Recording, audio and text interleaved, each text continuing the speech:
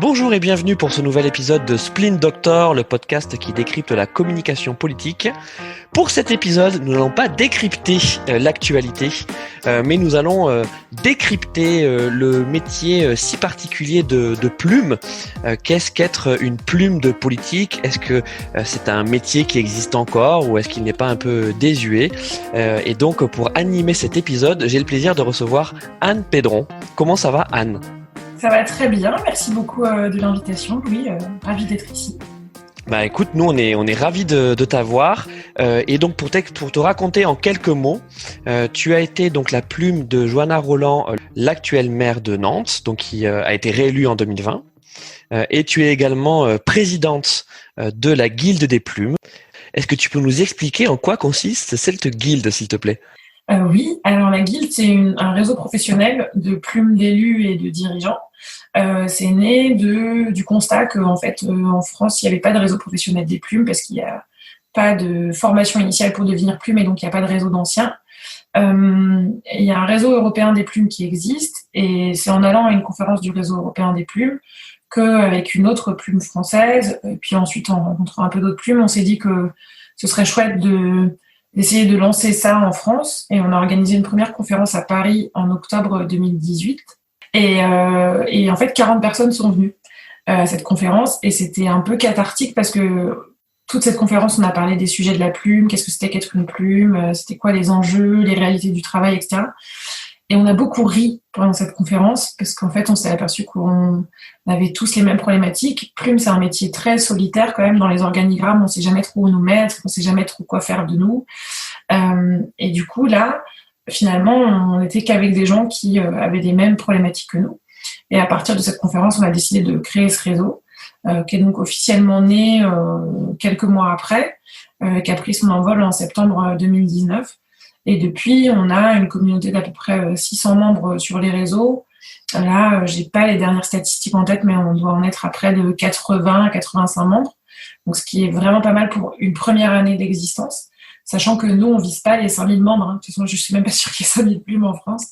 Comment on vous rejoint ? Comment on vous rejoint ? Le site de la Guilde des plumes, donc www.laguildedesplumes.com. Il y a un petit bouton adhérer et après on adhère, c'est 50 € pour les salariés, enfin pour les professionnels et 5 € pour les étudiants. Et donc voilà, l'idée c'est vraiment de faire un réseau de solidarité pro, donc échange d'offres d'emploi, de bons plans, etc. D'être un réseau d'inspiration, parce que être plume, c'est quand même constamment se renouveler dans le langage et donc aller choper d'autres idées. Et puis le troisième pilier de la guilde, c'est de faire connaître et reconnaître un peu cette profession de plume, d'en faire parler pour pouvoir donner de la valeur à ce métier qui est parfois assez méconnu ou sur lequel il y a beaucoup de fantasmes. C'est assez obscur finalement le métier de plume et j'utilise sciemment le mot obscur parce qu'en fait la plume est quand même dans l'ombre du politique. Alors qu'est-ce que c'est en fait ? Comment on devient plume ? On devient plume parce qu'on est un intime du politique ? Comment ça se passe ? Alors il y a plein de sous-questions dans ta question. Alors c'est un métier, d'abord c'est intéressant de voir qu'en France il n'y a pas de terme vraiment professionnalisant pour dire plume. Parfois on dit qu'on est conseiller discours, parfois on va être communicant et en fait on écrit les discours. Bref, il n'y a pas un terme, il n'y a pas un titre au répertoire national des compétences professionnelles qui s'appellerait plume, alors que les anglo-saxons ils ont un terme pour ça, il s'appelle speechwriter et c'est vraiment celui qui écrit les discours. Donc déjà, je pense que ça dit bien cette part d'ombre, effectivement, où en France, il n'y a pas de titre parce que il n'y a pas de fiche de poste réellement associée et que ça varie vraiment d'un endroit à un autre ce qu'on demande de faire à la plume. Ce qu'il y a de commun, c'est que tout élu, mais aussi beaucoup de patrons du CAC 40, etc., ont une production de discours qui est juste énorme et dont personne ne se rend vraiment compte. Pour donner un exemple, mais vraiment... et je pense que c'est pas l'exemple le plus gros, mais moi, en tant que plume de la présidente de la 6e métropole de France, j'avais entre 6 et 7 discours par semaine à écrire. Et ça va de l'inauguration d'une tyrolienne dans un parc qui a été construite avec les habitants, etc., à un discours devant des ministres, dans une prise de parole nationale ou même dans une prise de parole avec le président de la République. Bref, donc c'est très très large. Comment on devient plume? Donc voilà, être plume, c'est quand même très très varié comme profil et oui, c'est produire beaucoup pour quelqu'un qui parle beaucoup. Donc il n'y a pas de formation initiale en France pour devenir plume, il n'y a pas de master qui serait conseiller discours, etc. D'abord parce que c'est quand même un métier de niche, il faut pas se leurrer, c'est-à-dire que globalement il y a des plumes auprès des hommes et des femmes politiques, ça c'est assez clair, et puis de plus en plus il y a des plumes dans le secteur privé. Pas qu'auprès des grands patrons, mais en fait, on est dans une culture du web où il y a beaucoup de choses qui sont écrites aussi, et beaucoup de vidéos maintenant, et tout ça, ça se scripte, tout ça, ça s'écrit, tout ça, c'est des histoires qu'on raconte. Donc, il y a cette dimension-là, donc on n'apprend pas forcément à être plume parce que c'est un métier de niche et qu'il n'y a pas forcément assez de débouchés pour créer des formations. Et puis, moi, je crois aussi que, parce qu'en France, on considère que l'écrit nous est donné avec l'école. On est un système scolaire qui met beaucoup l'accent sur l'écrit. On considère que tous les élèves qui ont fait une formation générale, qui ont passé le bac général, savent écrire. Et d'ailleurs, notre exercice phare, jusqu'ici, c'était la composition. Et donc, une composition très rationnelle, voilà. Et en fait, du coup, on pioche parmi les meilleurs du système scolaire pour devenir plume. Et globalement, quand même, si on regarde, en tout cas, dans les profils que recherchent souvent les hommes et les femmes politiques, on va chercher un normalien, un énarque ou un polytechnicien, ou une normalienne, une énarque, une polytechnicienne, il n'y a pas de raison que ce soit toujours au masculin, pour assurer cette fonction-là. Donc on va chercher quelqu'un qui sort d'une grande école et qui en plus écrit bien, et puis on va lui demander d'exercer la fonction de plume. Donc il y a forcément une notion de proximité à l'élu. En tout cas, dans la plume politique, souvent, les gens deviennent plumes parce que on les a repérés pour leur qualité d'écriture au cours d'une campagne, au cours d'une action de mobilisation qui n'est pas forcément politique. Et au fur et à mesure, on leur fait écrire 1, 2, 3 discours tests, et puis ensuite, ils deviennent plumes. Ça, c'est pour les plumes ministérielles. Après, dans les collectivités territoriales, d'abord, tous les présidentes et présidents de collectivités territoriales n'ont pas de plume. Parfois, c'est le directeur de cabinet ou la directrice de cabinet ou DIRCAB adjoint qui assure cette fonction. Tout dépend aussi de la façon dont l'élu veut structurer son discours et à quel point il y accorde de l'importance ou il a envie de déléguer cette compétence-là. Et là, on va recruter des profils plutôt de collaborateurs de cabinet où souvent on va faire monter des gens, voilà. Et puis, il y a un troisième type de profil de plume. Il y a aussi souvent beaucoup d'anciens profs. Moi, c'est quelque chose que j'ai découvert en devenant présidente de la guilde. C'est que finalement, il y a beaucoup d'agrégés ou de certifiés, de gens qui ont enseigné.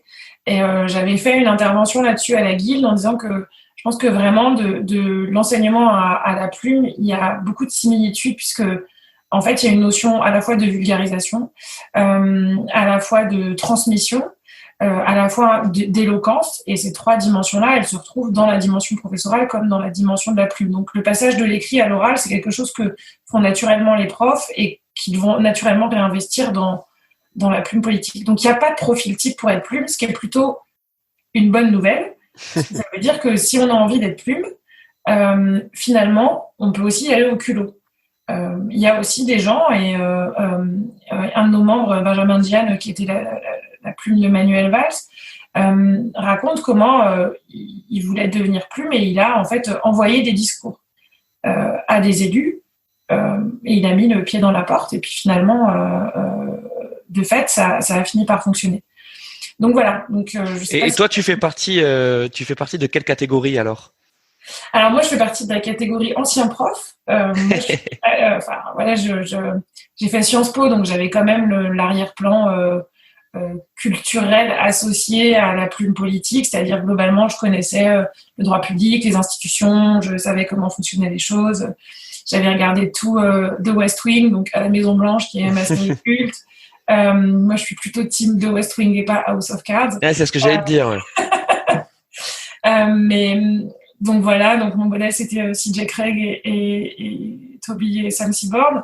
Mais donc voilà, j'avais ce profil-là et moi j'ai passé l'agrégation d'histoire, j'ai enseigné et un peu par le hasard par les hasards de la vie, j'ai su que Johanna Roland cherchait une plume et j'ai postulé et j'ai été recrutée à cette occasion. Et je fais donc partie de la team prof devenue plume.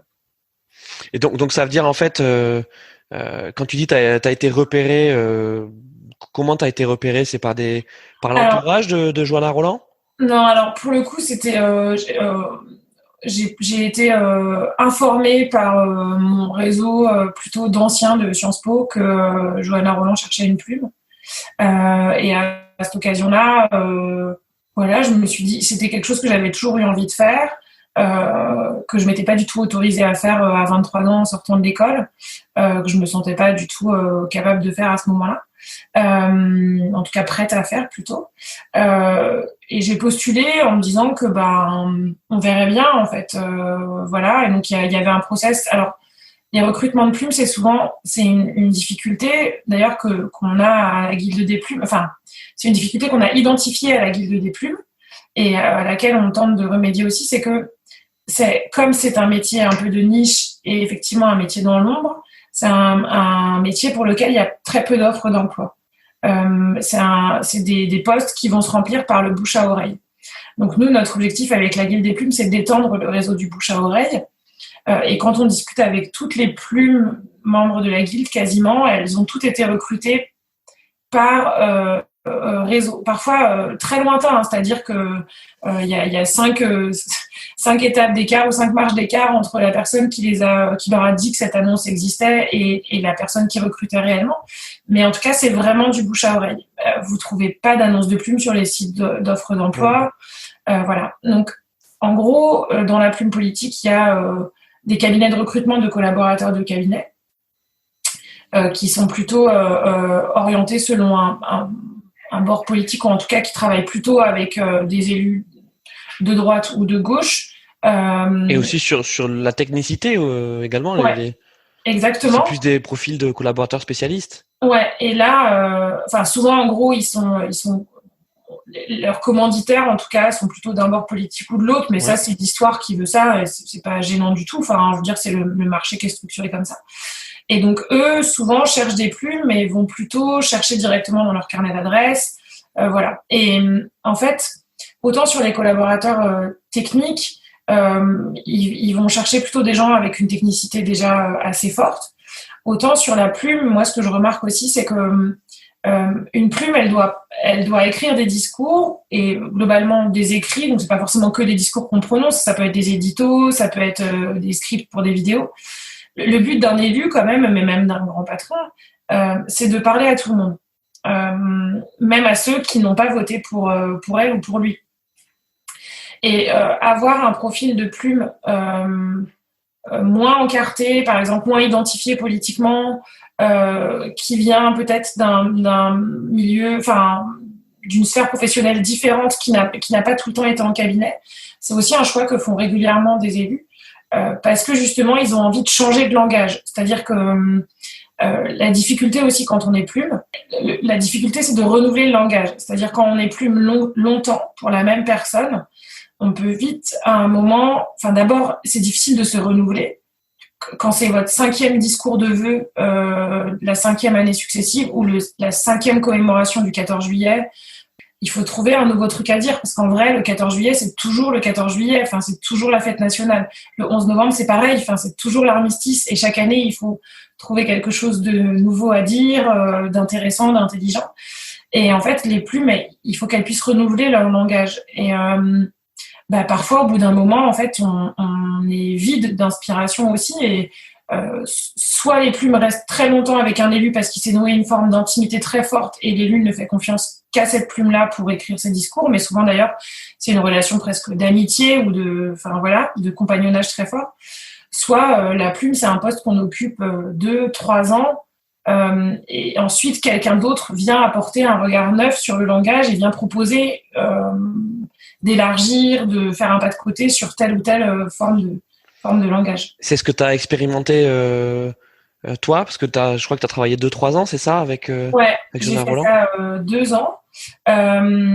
Et c'est globalement, ce que j'ai expérimenté. Alors, en 2 ans, c'était bien. Il y a pas trop le temps de s'épuiser dans le langage. Mais par contre, ce que j'ai expérimenté vraiment, et c'est aussi pour ça qu'on a créé la Guilde des Plumes, c'est la nécessité de s'inspirer constamment. Et donc, de lire beaucoup à côté de choses pas du tout en lien avec ses fonctions directes, c'est-à-dire même si tu dois écrire un discours sur, je sais pas, la nature en ville, l'ouverture d'un grand parc ou un plan d'urbanisme qui va changer le visage de la ville. Et ben en fait, c'est bien de lire des romans à côté parce que c'est pas en lisant uniquement les documents fournis par les services que tu vas trouver l'inspiration. C'est pas parce qu'ils sont pas bons ces documents, c'est juste que ils parlent leur langage et que ce langage-là, ils racontent pas forcément, ils racontent qu'un seul type d'histoire qui parle qu'à un seul type de public. Et l'objectif, quand on est plume, c'est de se réinspirer constamment. Donc, c'est très chronophage en termes de temps, mais c'est aussi très énergivore en termes de ce qu'on met de soi dedans. Et c'est très énergivore aussi. Je dis pas ça du tout je vais pas décourager les gens qui voudraient devenir plume, mais vraiment, je dis souvent, et j'ai constaté ça à la guilde, les plumes sont des éponges émotionnelles, c'est-à-dire pour écrire pour quelqu'un d'autre, il faut vraiment être en capacité de se brancher sur sa fréquence, sur sa longueur d'onde. C'est Florence, une de nos membres, qui avait cette expression que je trouve très très juste. Elle dit, voilà, moi quand j'écris, je me branche sur la fréquence de la personne pour laquelle j'écris. Et faire ça, en fait, c'est très énergivore parce que ça veut dire beaucoup d'attention, beaucoup d'observation au départ et beaucoup d'attention aux signaux faibles, à la fois de la part aux signaux faibles envoyés par son orateur ou son oratrice, mais aussi aux signaux faibles envoyés par l'environnement. Donc voilà, tout ce volet d'inspiration, de veille, etc., c'est quelque chose qui prend beaucoup d'espace et beaucoup de temps quand on est plume et qui est pas du tout vu par l'extérieur, c'est-à-dire les gens globalement autour, en cabinet. Et c'est logique, ils voient pas ce qu'on fait et ils pensent qu'on est là pour écrire le blabla et que ça nous prend genre 10 minutes et que donc ils peuvent arriver avec leurs 3 éléments de langage et dire tu pourrais faire un discours à partir de ça. Mais si on veut faire un bon discours, c'est beaucoup plus compliqué que ça. Et donc, est-ce que le fait de te brancher sur la fréquence de la personne pour laquelle tu écris, ça veut dire que tu vas changer ton style ou ton propre style va s'effacer et tu vas adopter ou en tout cas essayer d'adopter celui de l'orateur? Ah ouais, moi je pense que vraiment, quand on est plume, il faut absolument pas avoir de prétention d'auteur.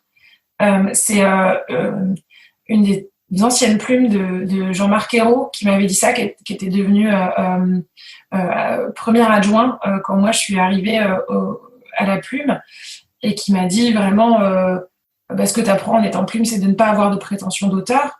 Et ça, c'est très juste. C'est-à-dire, et d'ailleurs, une de nos autres membres, Violaine, disait que, à juste titre, elle dit parfois, il vaut mieux recruter des gens qui n'ont pas fait de l'écriture le cœur de leur identité professionnelle parce que ça peut être très difficile à vivre, d'écrire quelque chose avec son propre style en y mettant beaucoup de soi. Et en fait, de voir le discours revenir, mais complètement raturé de A à Z, disant ça ne va pas, ça ne va pas, ça ne va pas, ça faut changer, ça ceci, ça cela. Donc, ouais, il faut se brancher sur le style de la personne pour laquelle on écrit. Et je pense que ça, c'est vraiment la chose la plus essentielle et aussi la plus difficile, certainement. Comprendre où sont ses types de langage, quelles sont ses préférences, parce que le but d'une plume, quand même, c'est de faciliter la vie de l'orateur ou de l'oratrice. C'est bien, c'est pas que cet orateur ou cette oratrice se glisse dans des chaussons constamment, mais c'est quand même, il faut bien se rendre compte ce que c'est que la vie d'un élu, un ministre, un président de métropole, etc. En fait, ils enchaînent des rendez-vous les uns avec les autres, d'un discours à l'autre, quoi. Dans leur journée, en fait, ils vont avoir une réunion de programmation, une réunion d'arbitrage, etc., etc. Et passer d'une réunion à l'autre comme ça fait que quand ils ont un discours en fin de journée, ils n'ont pas toujours eu le temps, en vrai, de le lire et de débroussailler enfin voilà. Donc l'objectif c'est quand même de leur faciliter la vie et qu'ils se retrouvent pas avec un discours, bien entendu. Je veux dire, on leur fait pas dire ce qu'on veut. C'est parce qu'on les a longuement observés et que on sait ce qu'ils vont dire et que eux-mêmes l'ont relu la veille ou l'avant-veille. Mais en tout cas, c'est qu'ils butent pas sur des mots, que ce soit pas éloigné de ce qu'ils disent de d'habitude. Voilà. Donc non, il faut pas avoir de style. Enfin, il faut oublier son propre style. Après, on peut rajouter des trucs quand même. C'est aussi pour ça qu'on est là. C'est-à-dire de dire, là, franchement, ce mot-là, on n'en peut plus. On l'a trop vu dans trop de discours et donc on va le changer. Par des petites touches, amener son orateur ou son oratrice à changer la façon dont enfin, je sais pas, la longueur des discours, etc. Mais même ça, hein, les plumes d'Emmanuel Macron, mais toutes les plumes de président, je pense que c'était pareil pour François Hollande, disent t'as beau dire il faut faire plus court et raccourcir le discours, etc. Dire il faut que ce soit 10 minutes. Si ce jour-là, l'élu, il a décidé qu'il avait plein de trucs à dire, et ben en fait, il verra très bien les endroits dans le discours où il peut insérer des choses supplémentaires de format là, quoi. Et est-ce que être plume, c'est définir les éléments de langage ou c'est davantage mettre en forme ces éléments de langage? C'est l'éternelle question. Est-ce qu'on est le conseiller occulte, l'espèce de cabinet noir ou pas? Est-ce que ce sont des marionnettes ou pas? La fonction de plume, elle s'est développée avec ce qu'on appelle la professionnalisation politique. Et plus il y a eu d'élus locaux, en plus la décentralisation a amené beaucoup de pouvoir aux élus locaux et donc on a eu des générations d'hommes et de femmes politiques qui sont arrivés à la tête des exécutifs locaux et à qui on a demandé d'exercer beaucoup de fonctions de représentation. Moi, je dis toujours que la plume, elle est au croisement de 4 choses. La veille, la prospective, la stratégie et la communication. Pourquoi ? Parce qu'en fait, il y a toute une partie où, effectivement, on met en forme des éléments de langage qui nous sont donnés. En particulier, les éléments de langage qui sont donnés par les services. Quand on est plume dans une collectivité locale, mais c'est pareil au MAE, par exemple, on voit très bien ça dans le Quai d'Orsay, où on voit très bien que le conseiller Afrique, il dit, et les services du MAE disent, on ne peut pas dire ça, sinon on déclenche un conflit. Enfin voilà, c'est vraiment le summum. Donc il y a tous les éléments de langage qui sont fournis par les conseillers techniques et par la partie, par la technostructure. Et ça, il faut s'en saisir, forcément. Donc là, on ne fait que mettre en forme. Et dans un discours, il y a toujours une partie où on raconte la politique publique qu'on est en train de mener. Enfin, généralement, s'il y a un discours, c'est parce qu'il y a une politique publique derrière et qu'on veut faire passer des messages très concrets, parfois, dire aux gens, il faut aller sur tel site, il y a tel dispositif de formation, vous pouvez faire tel truc, etc. Et après, il y a des messages plus politiques ou plus généraux. Et là, en vrai, les éléments de langage, ils existent et ils n'existent pas. C'est un jeu de rétroaction entre la plume et le reste de l'équipe, d'ailleurs. C'est pas que avec l'orateur ou l'oratrice. C'est-à-dire, on peut faire des propositions. Et souvent, d'ailleurs, toutes les plumes racontent ça. C'est-à-dire, on dit, il faut faire un discours sur, je sais pas, moi, le truc le plus dingue que j'ai eu à faire, c'était une conférence, c'était l'ouverture d'une conférence qui s'appelait Changer le monde en 2 heures. Voilà.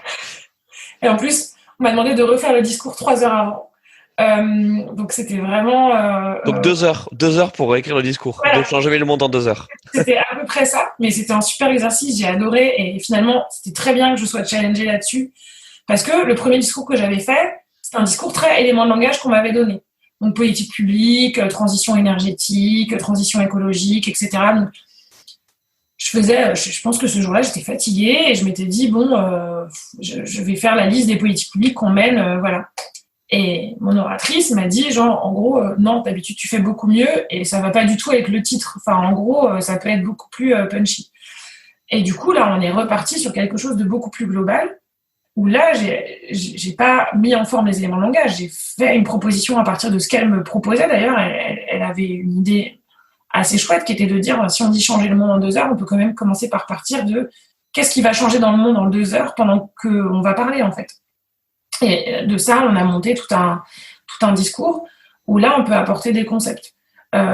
sur la transition écologique et énergétique, on a pas mal. Enfin, moi, je sais que j'avais beaucoup apporté cette idée qu'il n'y a pas de planète B. Et c'est quelque chose qu'on a repris dans les discours alors que c'était pas présent avant. Après, est-ce qu'on met des mots dans leur bouche? Vraiment, ça, non. Enfin, peut-être ça existe pour quelques élus qui sont là un peu par hasard ou en tout cas dont l'élection est un peu étrange. Mais en vrai, si ces gens sont arrivés à ce niveau de responsabilité... C'est qu'ils ont des convictions, déjà. Ouais, c'est qu'ils ont des convictions, c'est qu'ils savent ce qu'ils veulent dire. Après, ils n'ont pas toujours le temps de penser à comment ils veulent le dire. Et en fait, de leur mettre sous le nez un discours, et ça, c'est quelque chose qui est génial dans le fait d'être plume, et ça, dans n'importe quelle situation. Moi, je l'ai vécu aussi en freelance avec des clients, où en fait, les gens, ils vous parlent pendant 2 heures de ce qu'ils ont envie de dire. Ils vous disent, je voudrais parler de ça, et ça, et ça, etc. Vous êtes un maïoticien ou une maïoticienne de la pensée, vous les écoutez, vous posez des questions, vous les aidez à accoucher de ce qu'ils ont envie de dire, etc. En fait, une fois qu'ils voient leur pensée élémentaire, et finalement, il fera à sa sauce. C'est plutôt rassurant, quelque part. Est-ce que être une bonne plume, c'est aussi savoir imaginer et anticiper les moments d'improvisation dans le discours qu'on écrit? Ouais, je pense que ça, vraiment, et ça, c'est quand on est arrivé, quand on a un peu pris de la bouteille en tant que plume, parce qu'au début, c'est compliqué. Mais oui, une fois qu'on a pris un peu de bouteille, c'est assez facile. Il y a certains mots-clés ou phrases-clés ou moments-clés du discours où on sait que là, si l'orateur ou l'oratrice veut, c'est bon, il y a la place pour rajouter quelque chose. Moi, il y avait des moments où je savais qu'en mettant telle expression, ça lui donnait l'opportunité ensuite de développer. Et puis, ce qu'on fait aussi, c'est que souvent les orateurs ou oratrices, quand même, soit ils rajoutent des choses au début, soit à la fin, parce que c'est quand même plus simple pour eux voilà, que de s'insérer dans une structure qui est déjà construite. Moi, j'avais une technique avec mon élu qui était... j'écrivais le discours et ensuite j'écrivais le plan détaillé du discours, ce qui lui permettait à elle, finalement, de se rendre compte de la structure. Enfin, voilà, vraiment, ça lui facilitait le travail. Et encore une fois, on est là pour ça. Ça lui facilitait le travail et ça lui permettait de se dire, bah, là, je peux rajouter ce que j'ai envie. Enfin, ça lui permettait de se projeter un peu dans le discours encore plus, quoi. Et quand on est plume donc d'élu local, est-ce qu'il y a beaucoup d'intermédiaires entre l'élu et la plume, ou ça reste une relation très intimiste? Alors ça, je crois que ça dépend vraiment, vraiment beaucoup des élus. Globalement, quand même, le constat que font toutes les plumes, et ça, quelque part, ça m'a rassurée parce que c'est le constat partagé en France, mais aussi à l'échelle européenne. Il y a un réseau européen des plumes qui s'appelle European Speechwriter Network, et ils font des conférences chaque année. Et je me souviens que la première conférence à laquelle je suis allée, ça faisait 6 mois que j'étais plume. Et en fait, toutes les plumes anglo-saxonnes, britanniques, américaines, dont j'avais l'impression qu'elles étaient beaucoup plus proches de leurs orateurs ou oratrices, disaient tous la même chose, c'est j'ai du mal à accéder à mon orateur ou mon oratrice.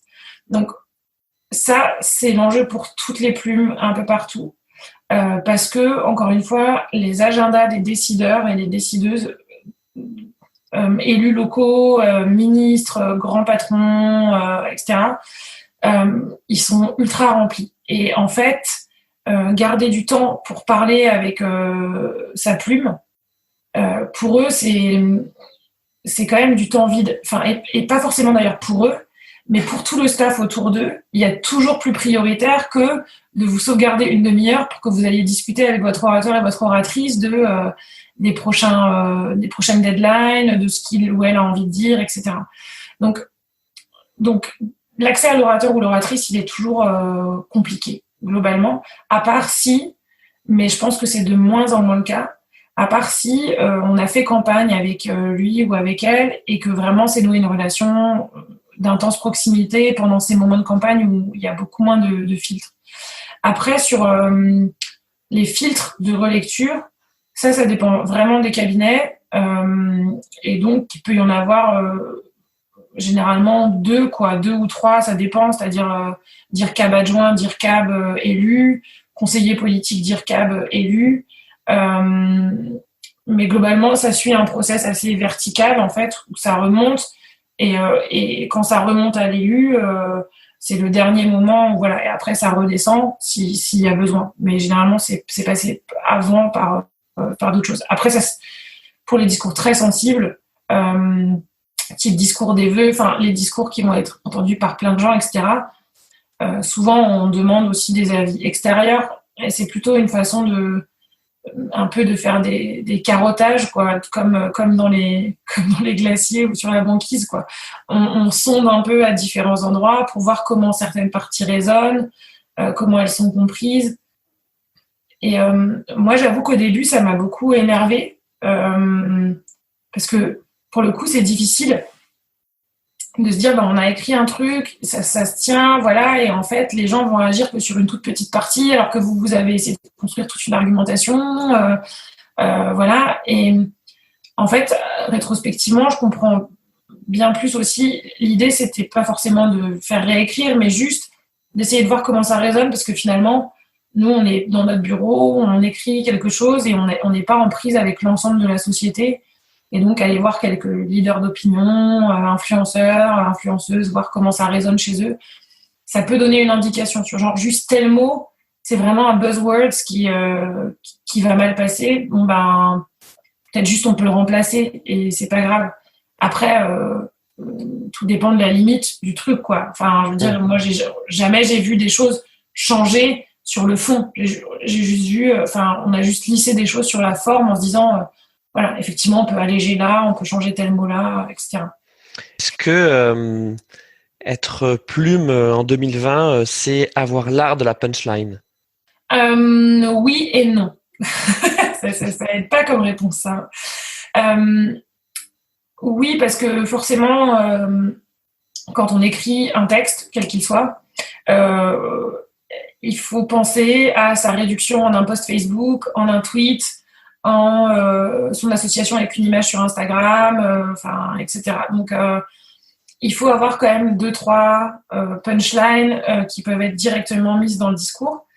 Mais non, parce que pour moi, il y a quand même vraiment une différence. Moi, j'ai toujours beaucoup travaillé avec les community managers, en gros, les gens qui géraient plutôt la partie réseaux sociaux. Et je trouvais ça hyper intéressant parce que, justement, moi, on me demandait pas de commencer d'abord à penser de façon courte. Jamais on m'a dit il faut que ce soit réductible en un tweet. Par contre, ce qu'on m'a demandé, c'est comme je connaissais le mieux le discours, c'est d'interagir avec les community managers pour se dire qu'est-ce qu'on sort du discours, voilà. Après, il y a une différence entre les discours qu'on prononce en physique, qui là, à mon sens, n'ont pas besoin d'être beaucoup punchlinés. Parce que c'est pas trop ça qui va retenir l'attention des gens. En fait, ce qui va retenir l'attention des gens, c'est beaucoup le non-verbal, les pauses, la façon dont on scénarise le discours vraiment et dont on le construit. Et les interventions médiatiques, où là, pour le coup, comme ils ont très peu de temps, il faut punchliner. Et ça, c'est un exercice assez différent.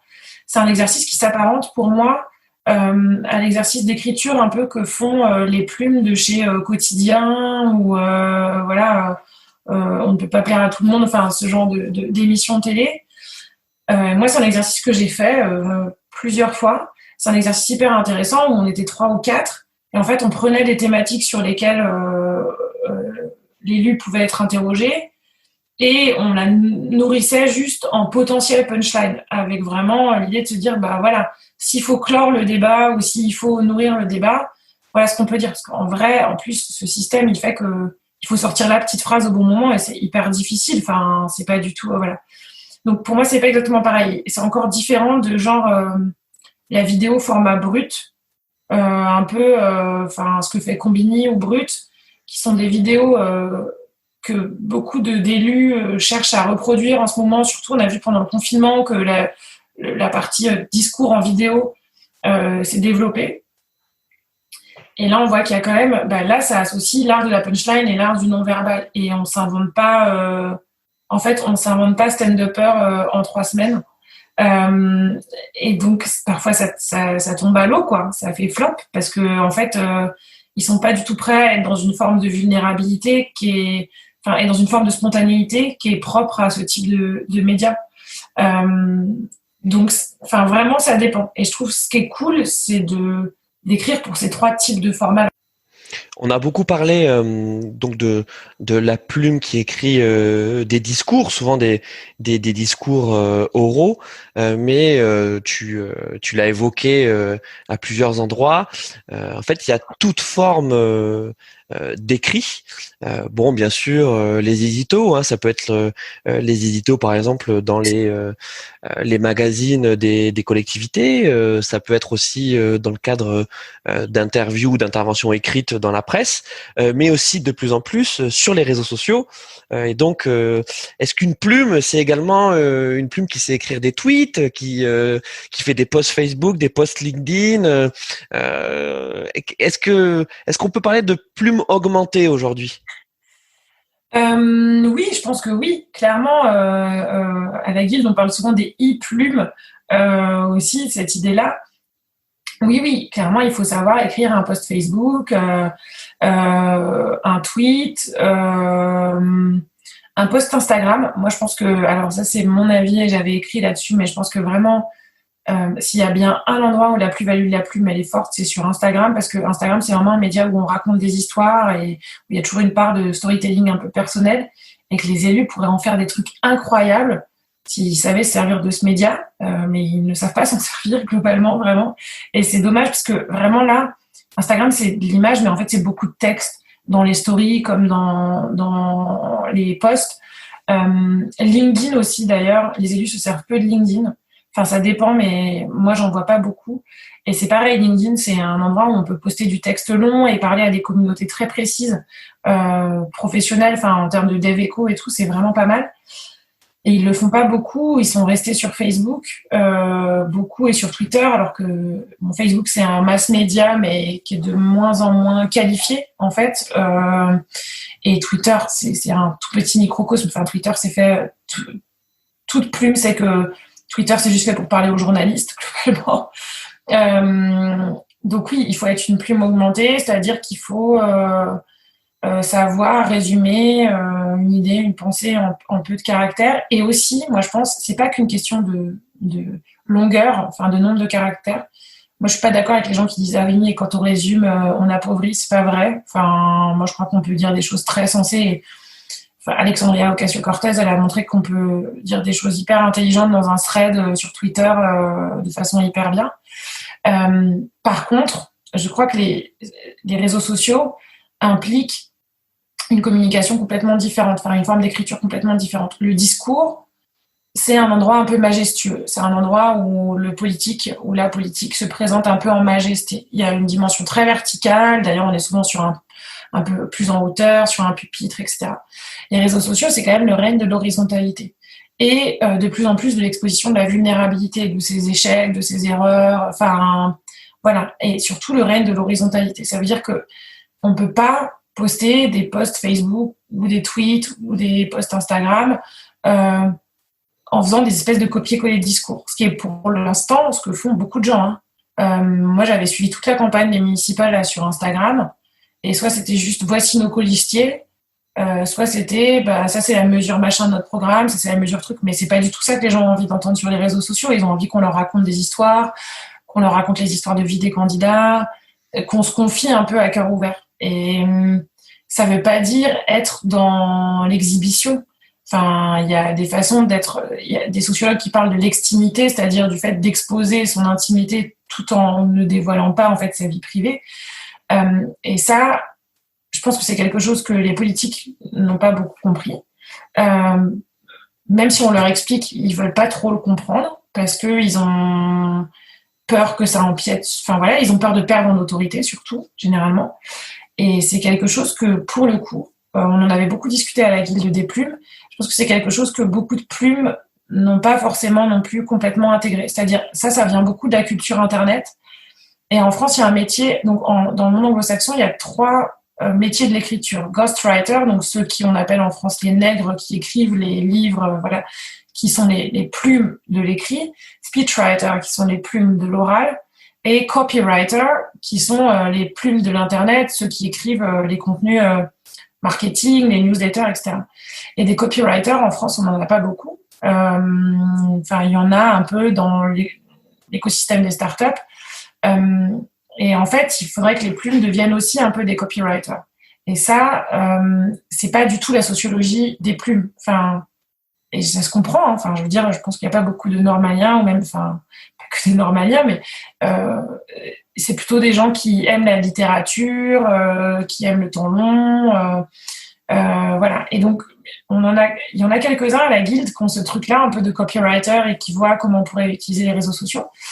Mais c'est quelque chose qui, clairement, chez les plumes, doit aussi se développer. Mais qui peut se développer que si c'est une demande de leur orateur ou oratrice. Et comme ce n'est pas une demande, c'est toujours un peu compliqué. Et est-ce qu'on peut écrire des choses dans lesquelles on ne croit pas?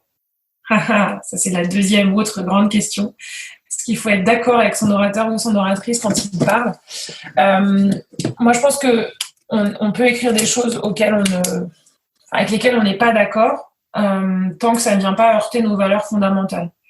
C'est-à-dire, ça m'est arrivé d'écrire sur des politiques publiques sur lesquelles j'étais pas forcément d'accord avec ce qu'on allait faire. Je pensais qu'on aurait dû trancher de façon différente, mais c'est pas moi qui décidais. Et on avait tranché comme ça. Et bon, bah voilà. Généralement, c'est pas les meilleurs discours qu'on écrit parce qu'on n'est pas soi-même ultra convaincu que c'est l'idée du siècle.